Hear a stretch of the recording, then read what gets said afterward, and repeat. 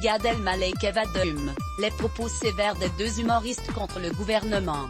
Alors qu'ils s'apprêtent à jouer en live pour leur spectacle, les deux stars s'en sont pris au gouvernement. Le gouvernement est sous le feu des critiques depuis plusieurs mois. En cause, sa manière de gérer la crise sanitaire dont beaucoup souffrent, notamment dans le milieu de la culture. Alors qu'un troisième confinement n'a, toujours, pas été annoncé, certains artistes ont décidé de faire entendre leur colère dans les colonnes du Gad Elmaleh et Kev Adom par exemple. Là, j'en ai un peu marre. Je le demande au gouvernement, si on n'essaye rien pour rouvrir, ayez le courage de nous annoncer les mauvaises nouvelles officielles. Dis-nous par exemple qu'on ne va pas jouer jusqu'en septembre ou octobre, pour qu'on puisse s'organiser, a déclaré le premier qui n'a pu jouer son spectacle, d'ailleurs, dont le lancement était initialement prévu au printemps.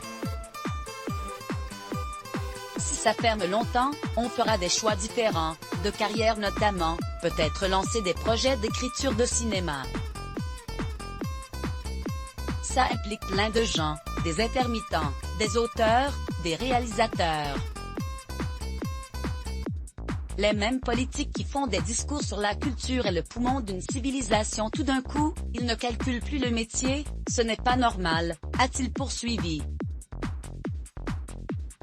Son jeune ami parle d'un gouvernement pas très courageux, pas très responsable. Il laisse les gens programmer des spectacles en février qui, pour la plupart, vont être reportés une troisième, une quatrième fois, a-t-il exprimé. Le duo attend également que la ministre de la Culture, Roselyne Bachelot s'exprime. Ce samedi 30 janvier, Kev Adom et Gad Elmaleh ont rendez-vous pour un spectacle commun, en live streaming, avec plein d'humoristes invités sur Gigzon.live à partir de 21h pour Kev Adom Friends.